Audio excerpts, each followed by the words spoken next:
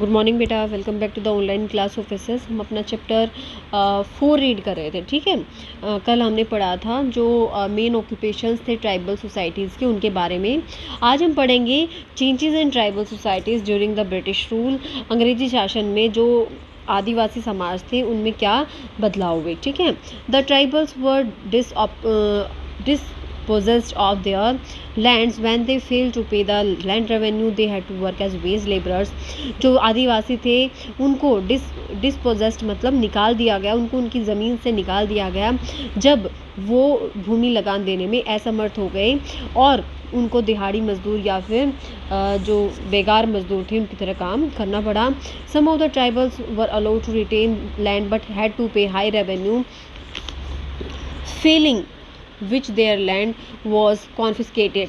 अब देखो, कुछ जो ट्राइबल्स था उनको उनकी ज़मीन सौंप दी गई, लेकिन उनको हाई रेवेन्यू देना पड़ता था। अगर वो रेवेन्यू देने में असफल हो जाते थे तो उनको कॉन्फिस्केटेड मतलब ज़मीन से खदेड़ दिया जाता था या निकाल दिया जाता था। They force many of the tribals to adopt settled agriculture as they found it difficult to monitor the pastoralist and get regular revenue from them. अब देखो, उन्होंने बहुत सारे आदिवासी लोगों को एक जगह एग्रीकल्चर करने के लिए फोर्स किया ताकि वो शिफ्टिंग कल्टीवेशन छोड़ दें, क्योंकि जो चरागाह थे उनकी देखरेख करना भी अंग्रेज़ों के लिए मुश्किल था और सेटल्ड एग्रीकल्चर से अंग्रेज़ों को काफ़ी रेवेन्यू मिल जाता था। Next, they made tremendous changes in the forest law by declaring forest as state property and restricting the use of forest resources and practicing shifting agriculture. उन्होंने जो वन कानून थे उनमें काफ़ी बदलाव किए और वनों को अब राज्य की या फिर सरकार की संपत्ति घोषित कर दिया। उन्होंने जो ट्राइबल्स थे उनको जो वन संसाधन थे उनका इस्तेमाल करने से रोक लगा दी और साथ साथ उन्होंने शिफ्टिंग एग्रीकल्चर पर भी रोक लगा दी। उन्होंने जो रिजर्व फॉरेस्ट थे, जो आरक्षित क्षेत्र था वनों का, वहाँ से ट्राइबल्स को बाहर खदेड़ दिया। जो मनी लैंडर्स थे and traders often cheated and exploited the tribals who were dependent on them for certain things and और फॉर शॉर्ट टर्म जोन्स। जो साहूकार थे और व्यापारी वो प्राय आदिवासियों को धोखा देते थे, उनका शोषण करते थे, जो थोड़े समय के जिन पर जो ट्राइबल्स आश्रित होते थे लोन लेने के लिए। जो ट्राइबल चीफ था, जो पहले काफ़ी शक्ति और अधिकार होते थे जिसके पास, अब अंग्रेज़ों का एजेंट बनकर रह गया और वो अंग्रेज़ों की दया पर ही आश्रित था। Exploitation of labour became synonymous with the plantation industry. अब देखो, जो श्रमिकों का जो शोषण था वो बागान उद्योगों के साथ साथ चल रहा था। जैसे जैसे बागान इंडस्ट्री बढ़ रही थी, श्रमिकों का एक्सप्लॉयटेशन भी बढ़ रहा था। There were often force to borrow money. उनको साहूकारों से उच्च ब्याज की कीमतों पर पैसे लेने के लिए फोर्स किया जाता था। ऐसी कंडीशंस में उन्होंने अंग्रेज़ी शासन के खिलाफ विद्रोह कर दिया। देयर मेन इकोनॉमिक एक्टिविटीज़, उनकी जो मुख्य आर्थिक क्रियाएं थी, हंटिंग थी, शिकार करते थे, खाना इकट्ठा करते थे, शिफ्टिंग कल्टीवेशन करते थे। ब्रिटिश रूल के टाइम पे जो यूरोपियंस थे उन्होंने किसानों को इंडिगो, जूट, चाय, कॉफ़ी, गन्ना और ऑयल सीड जिसको तिलहन कहते हैं उगाने के लिए फोर्स किया। कहाँ? जंगल के काफ़ी बड़े हिस्से पर। The establishment of plantation displace the tribal population.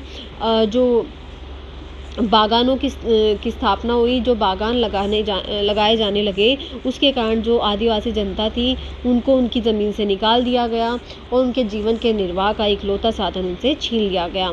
उनको मैग्रे वेजेस मतलब बहुत ही कम मेहनताना पर या फिर बहुत ही कम वेजेस पर उनको काम करने के लिए प्लांटेशन या बागानों में काम करने के लिए फोर्स किया जाता था। अब देखो, ये मैप देखो बेटा एक बार, ये मैप है आपका। स्पेशली जो ट्राइब्स थी हमारी जो मॉडर्न एज में ट्राइब्स थी, फेमस ट्राइब्स जिनके बारे में हम पढ़ेंगे या पढ़ रहे हैं। गड्डीज़ हैं, वन गुजर और राठवा है, भील है, सहारियाँ हैं, बैगाज है, बंजारा, गोंड, संताल, मुंडा, ओरंस, खासी हैं। फिर यहाँ पे पराजा हैं, बोंदास हैं, कोया, बंजारास, गोंड्स, मतलब many of the tribes are there everywhere. और अब यहाँ है एक क्लोजर लुक है बेटा किसकी, जो रिवोल्ट्स किए थे, जो विद्रोह किए थे ट्राइब्स ने अंग्रेज़ों के ख़िलाफ़। ये देखो जो चोर्स थे उन्होंने 768 और 1832 में अंग्रेज़ों के खिलाफ विद्रोह किया। भीलों ने 1818 से 1848 तक विद्रोह किया।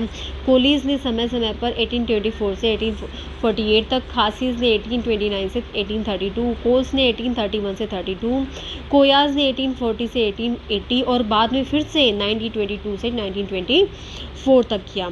जो खोंड्स थे उन्होंने 1846 से 48 और 1855 में भी, संथाल्स ने 1855 एंड 56, नायकड़ा थे उन्होंने 1858 और 59 में, और 1868 में फिर से कच्चा नागाज 1882 में, मुंडाज ने 1899 और 1900 में, मुंडाज ने 1899 में और 1900 में, भील्स ने ऊपर भी 1818 और 1848, यहाँ पर 1913 में उन्हें फिर से विद्रोह किया।